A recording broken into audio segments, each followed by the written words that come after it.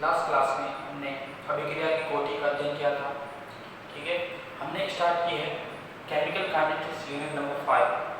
तो last class में हमने अभिक्रिया की कोटि का अध्ययन किया था और एक एग्जांपल लिया था। कोई इस प्रकार से कोई रिएक्शन है तो उसके लिए रेट होगा dx/dt equal to k a की पावर x b की पावर y एंड c की पावर z। ऐसा क्यों लिखा? मैं यहाँ a की पावर स्मॉल a, b की पावर b और c की पावर स्मॉल c लिख सकता था, लेकिन मैंने कहा था कि ये x y z रस समीकरण स्थिरांकों के बराबर हो भी सकते हैं और नहीं भी हो सकते। तो ये क्या है? प्रायोगिक रूप से अभिक्रिया वेग देखा जाता है, अभिक्रिया वेग की निर्भरता देखी जाती है कि वो अभिक्रिया वेग सांद्रता पर किस प्रकार से निर्भर करता है। तो मैंने कहा था x a के सापेक्ष कोटि है, y b के सापेक्ष कोटि है और z c के सापेक्ष कोटि है। तो कुल कोटि क्या होगी? कुल अभिक्रिया के लिए कोटि क्या होगी? n equal to x plus y plus z। क्या होगी अभिक्रिया की कोटि? क्या होगी? n equal to x plus y plus z। तो मैंने कहा था अभिक्रिया की कोटि प्रायोगिक रूप से होती है तो ऐसा हो सकता है कि अभिक्रिया की कोटि क्या हो? शून्य हो। शून्य से होने से मतलब मैं अभी बात करूंगा शून्य कोटि अभिक्रिया के बारे में।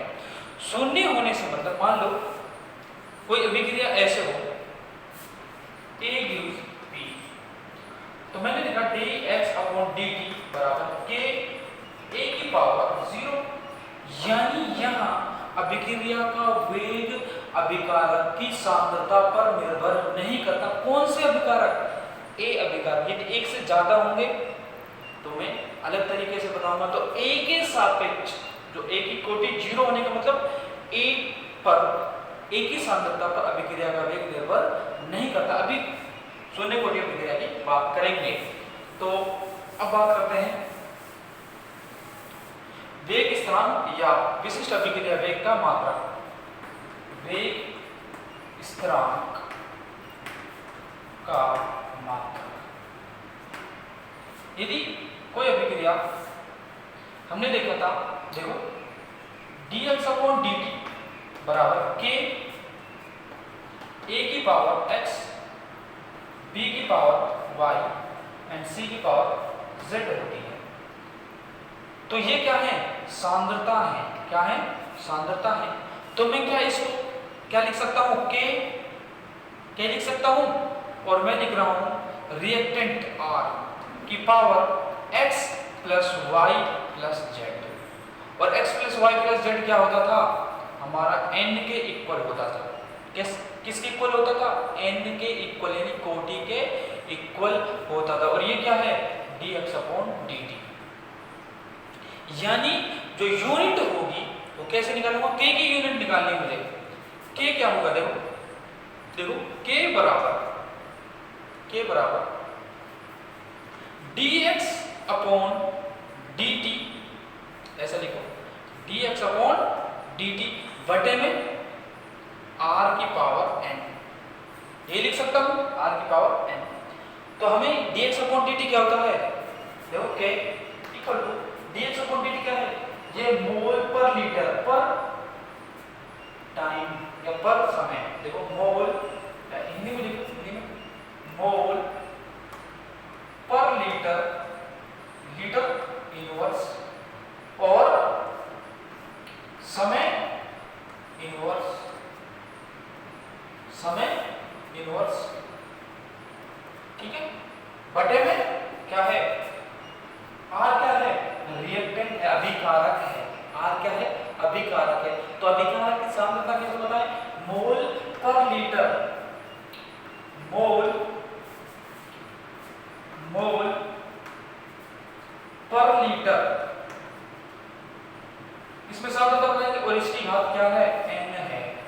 क्या है? n है। अब यह मोल पर लीटर की घात n है। क्या है? n। तो यह मोल पर लीटर घात क्या है? 1 है। मान सकते हैं या होती ही है। तो मैं k लिख सकता हूं, देखो ध्यान से देखना मैं क्या कर रहा हूं, देखो n है घात, तो जब रिवर्स करूंगा व्युत्क्रम लिखूंगा तो मैं कैसे लिखूंगा, मोल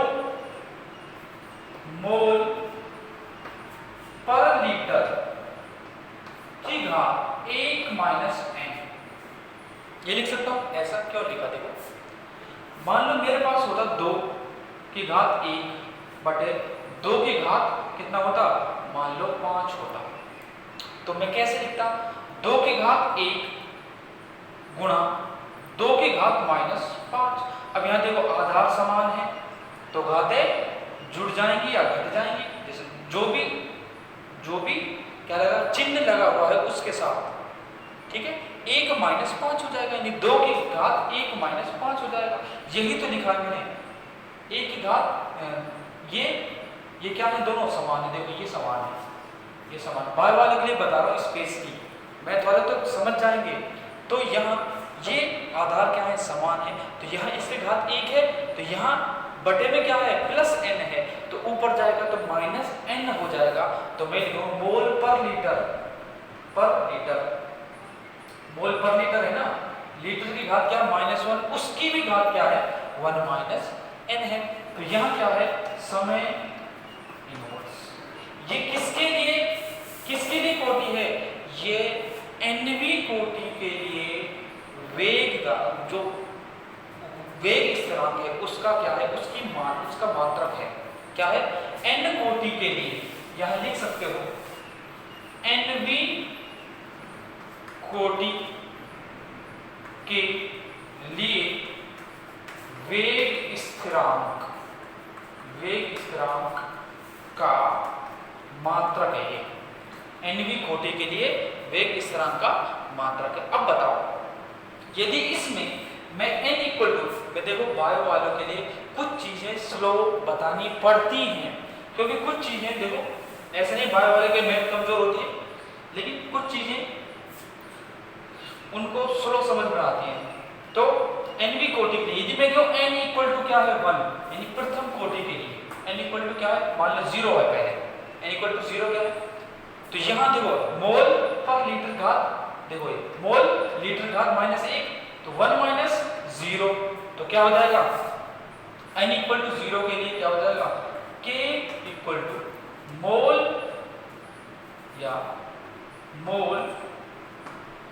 पर लीटर घात -1, और समय तो ऐसा ही है, समय इनवर्स।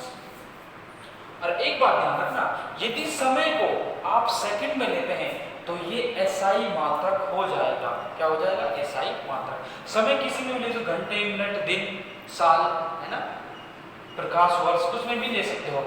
तो k मोल पर लीटर पर समय क्या हो जाएगा, किसके लिए, जब n इक्वल टू 0 हो, तो n इक्वल टू 1 के लिए k क्या होगा, k होगा, देखो n इक्वल टू 1 रखते हैं, 1 माइनस 1 क्या हो जाएगा, 0, और किसी भी पद की घात, क्या पद टर्म की पावर क्या हो, 0 हो, तो क्या हो जाता है, 1 हो जाता है। ये क्या हो जाएगी, पूरी टर्म 1 हो जाएगी, तो क्या बच जाएगा, समय इनवर्स। तो k equal to n equal to 1 हो तो k क्या हो जाएगा, समय इनवर्स, क्या हो जाएगा, समय इनवर्स। मैं बता दूं आगे, जब समय को सेकंड में लिया जाता है तो वह मात्रक SI मात्रक है ना, SI मात्रक में परिवर्तित हो जाता है। तो यदि n इक्वल टू क्या हो, 2 हो, तो देखो k क्या होगा, ध्यान से देखना, देखो 1 में से 2 जाएंगे तो माइनस का 1 बचेगा, तो माइनस का 1 बचते ही क्या होगा, देखो मोल, यहां लिखा हुआ है मोल पर लीटर की घात -1, तो यहां -1 है तो मोल तो हो जाएगा -1, मोल इनवर्स। यहां लीटर की पावर क्या है, -1, और इसकी पावर क्या है, -1, तो ये क्या हो जाएगा, माइनस माइनस, ऐसे समझो प्लस हो गया।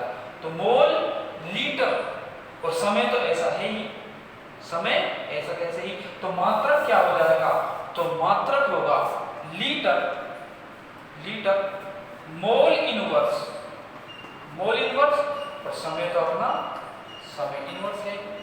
यदि n इक्वल टू 3 हो तो k क्या हो जाएगा, k ये तुम खुद निकालोगे, मैं डायरेक्ट लिख रहा हूं, ये हो जाएगा लीटर का स्क्वायर मोल इनवर्स टू समय इनवर्स, समय इनवर्स, ठीक है। लीटर भाग 2 यानी लीटर स्क्वायर मोल इनवर्स यानी मोल की पावर -2 समय इनवर्स, ये हो जाएंगे किसके, मात्रा। प्रथम कोटि के लिए शून्य कोटि, प्रथम कोटि, द्वितीय कोटि, तृतीय कोटि एंड nवीं कोटि के लिए वेग स्थिरांक के मात्रक हो जाएंगे। अब बात करते हैं मॉलिक्यूलरिटी ऑफ रिएक्शन, यानी इरेज कर रहा हूं, वीडियो को पॉज करना, जो लिखना चाहते हैं वो लिखोगे, ठीक है। इरेज करो, यस इरेज कर रहा हूं, इधर से कर देता हूं, ठीक है।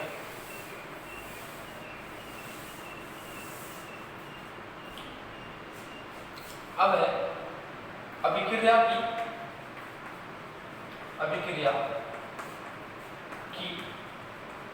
आणविकता, मॉलिक्यूलरिटी, आणविकता, लिख लेना मॉलिक्यूलरिटी, ठीक है। तो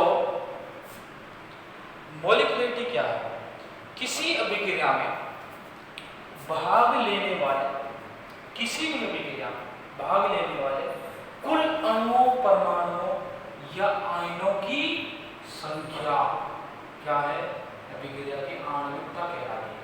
आणविकता कुल अणुओं की संख्या कैसे, मान लो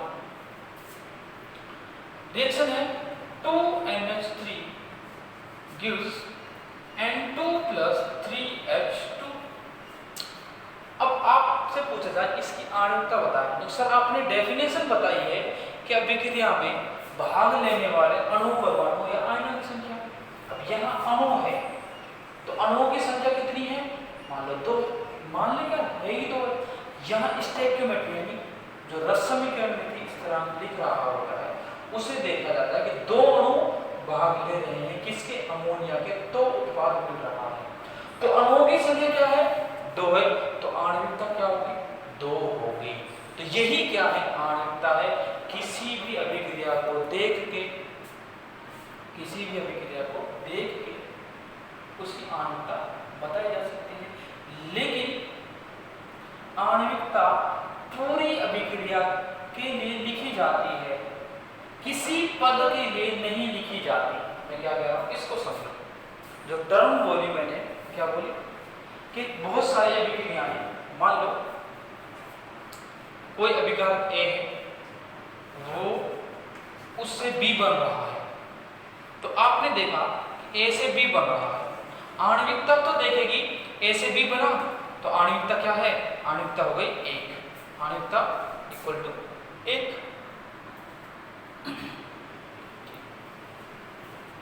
तो A से B बन रहा है तो आणविकता 1 है।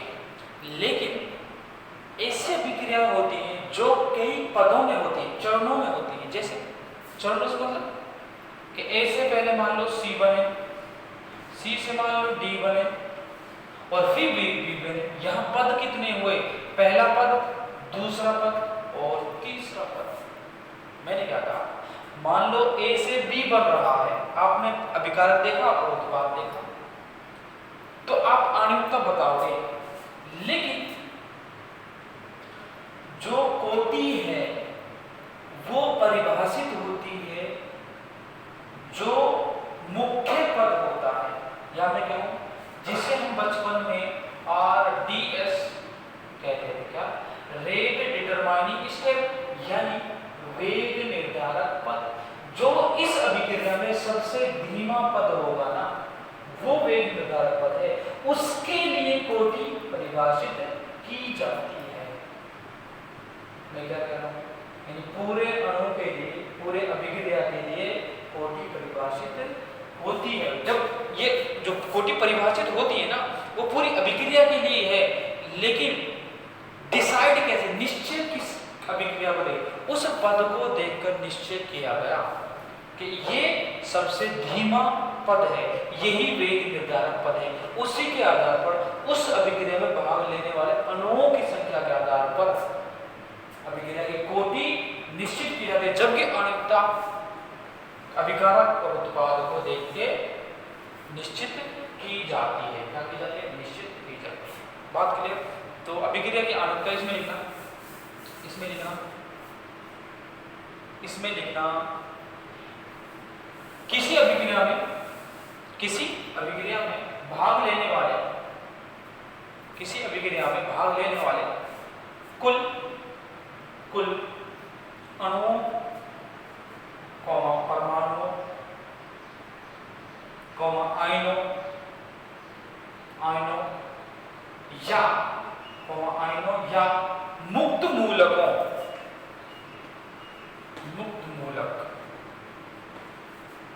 मूलकों, आयनों या मुक्त मूलकों की कुल संख्या, किसी अभिक्रिया में भाग लेने वाले अणु, परमाणु, आयनों या मुक्त मूलकों की संख्या अभिक्रिया की आणविकता कहलाती है। अभिक्रिया की आणविकता कहलाती है। अभिक्रिया की आणविकता कहलाती है।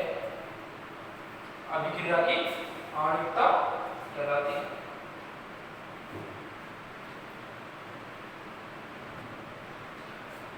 एक लाइन लिखना, एक लाइन लिखना, अभिक्रिया की, एक मिनट,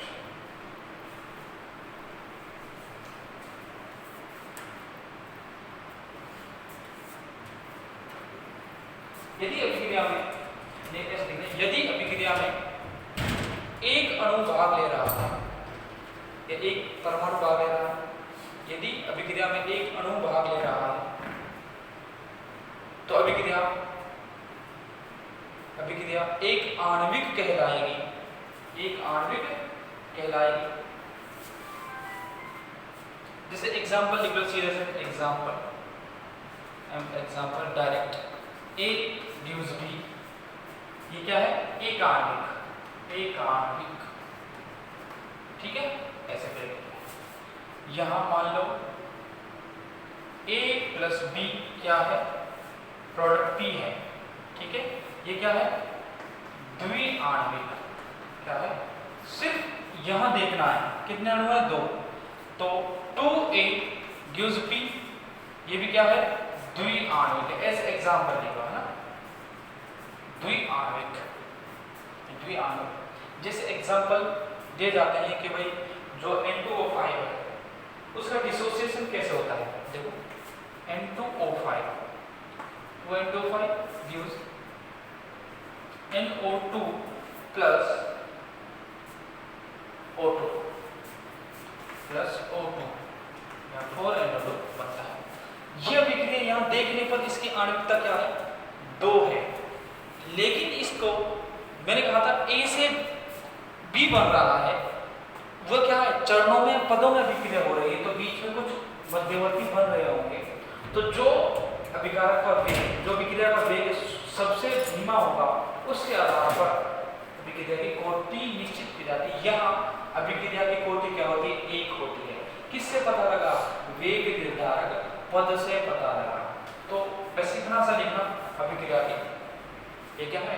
आणविकता है। अभिक्रिया क्या है? आणविकता है। तो नेक्स्ट लाइन, नेक्स्ट हेडिंग डालना,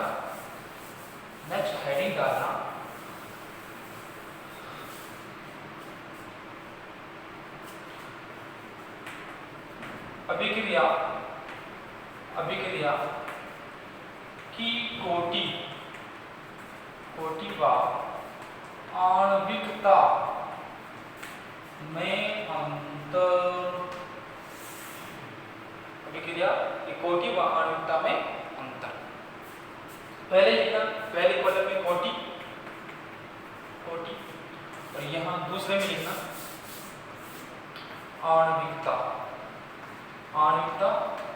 आणविकता।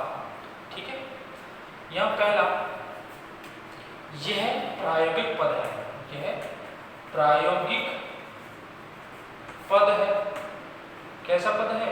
प्रायोगिक पद है। यह एक सैद्धांतिक पद है। यह एक सैद्धांतिक पद है। दूसरा, इसमें जो अभिकारक के अणु परमाणु में आयन भाग ले रहे हैं उन पर वेग निर्भर करता है। तो लाइन कैसे लिखेंगे? अभिक्रिया में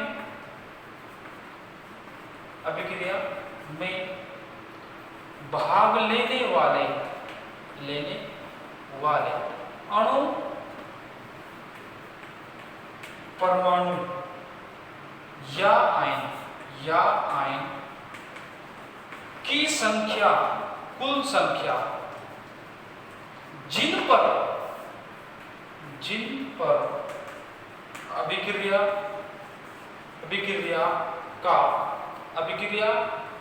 का वेग निर्भर करता। देखो, हो सकता है थोड़ा सा राइटिंग मेरी अच्छी नहीं है ना, लेकिन सब कुछ बोल रहा हूं, जो मैं आपको समझा रहा हूं सब कुछ बोल रहा हूं। अभिक्रिया में भाग लेने वाले अणु परमाणु या आयन की कुल संख्या जिन पर अभिक्रिया का वेग निर्भर करता है वो क्या है? कोटि है। तो नेक्स्ट इसमें क्या लिखोगे? अभिक्रिया में भाग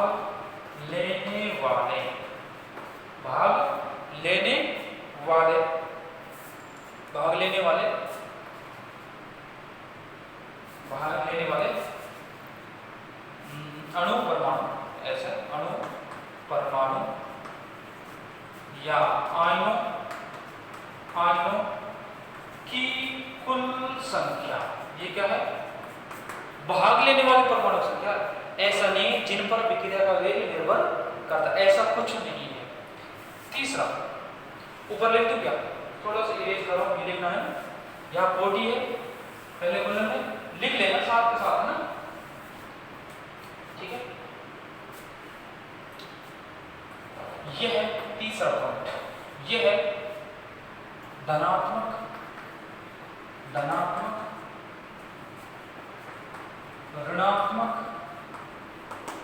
ऋणात्मक भिन्न या यह धनात्मक ऋणात्मक भिन्न या शून्य हो सकती है।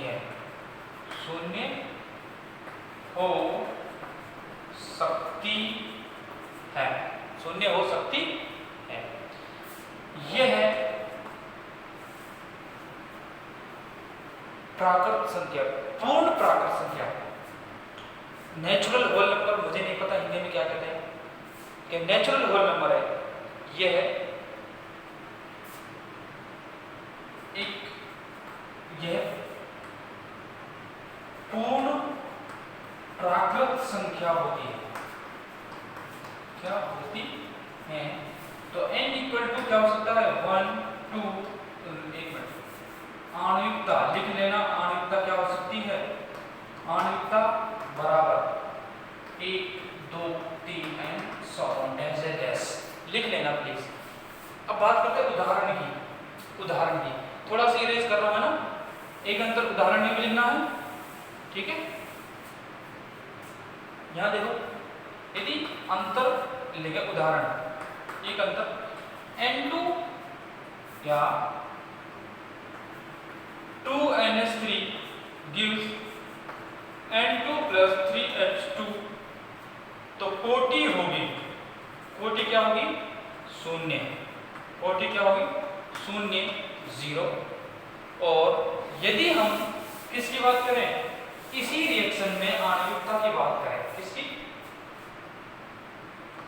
N2 plus 2NH3 gives N2 plus 3H2। तो यहां आणविकता लिखोगे, आणविकता इक्वल टू 2। क्या है? यहां आणविकता 2 है, यहां आणविकता क्या है? शून्य। सॉरी, कोटि यहां क्या है? शून्य। अभिक्रिया वही है, तो आणविकता और कोटि समान हो भी सकते हैं और नहीं भी। ज्यादातर केसेस में ऐसा देखा गया है, मैं ऐसे समझो 60% केसेस में आणविकता और कोटि क्या होती है, समान होती है। आणविकता और कोटि समान होती है, तो मैं ये नहीं लिखूंगा अगर 60% समान होती है 40% नहीं होती है ना, तो अलग हो भी सकती है और नहीं भी हो सकती। तो ये क्या है, आणविकता और कोटि में अंतर है। क्या है, आणविकता और कोटि में अंतर। अब बात करते हैं, इरेज करो, इरेज कर रहा हूं ना, इरेज कर रहा हूं।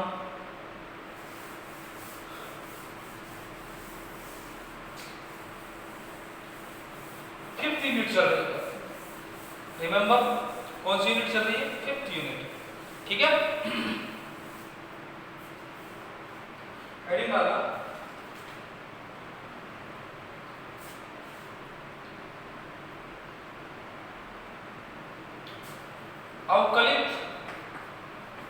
अवकलित व समाकलित वेग समीकरण। अवकलित व समाकलित वेग समीकरण, ये हेडिंग डालनी है। उसमें सबसे पहले लिखना शून्य कोटि अभिक्रिया, शून्य कोटि अभिक्रिया। क्या लिखिए, शून्य कोटि अभिक्रिया।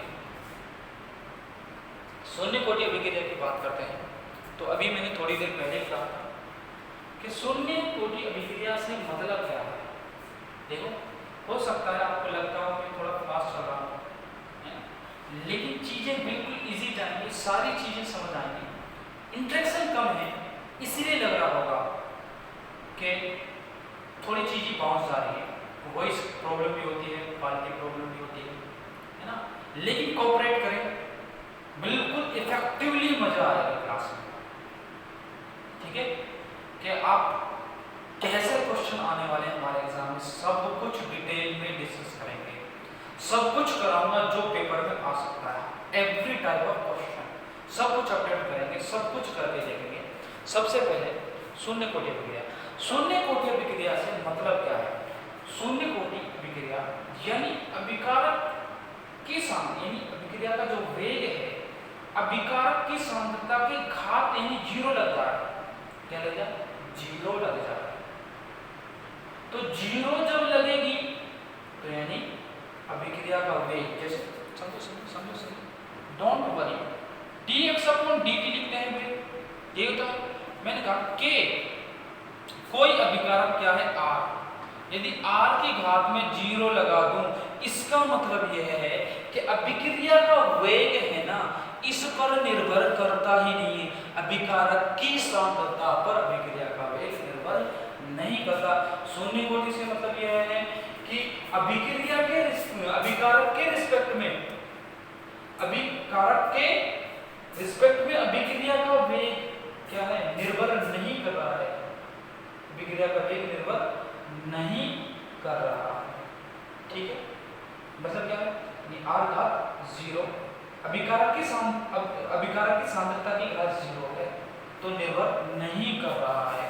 यदि मैं कोई रिएक्शन दो, A gives P, क्या दो, A gives P, तो यहां मैं कहूंगा T बराबर 0 पर और T बराबर T पर। चलो ये चीजें नेक्स्ट क्लास में डिस्कस करेंगे, पूरा डिटेल में। हो सकता है कि चीजें थोड़ा सा यहाँ थोड़ा फास्ट जा रही हो, मैं करा सकता हूँ, वीडियो लंबी हो रही है ना। और अगली क्लास में बात करेंगे कि शून्य अभिक्रिया, दोबारा बात करूँगा सारी चीज़ों पे, और फॉर्मूला डेराइव करूँगा। कौन सा फॉर्मूला, अवकलित और समाकलित जो वेग समीकरण है वो डेराइव करूँगा, व्युत्पन्न करूँगा। तो मिलते हैं नेक्स्ट क्लास में। नेक्स्ट क्लास में बात करते हैं कि क्या है शून्य कोटि अभिक्रिया, ठीक है। बात करते हैं नेक्स्ट क्लास में।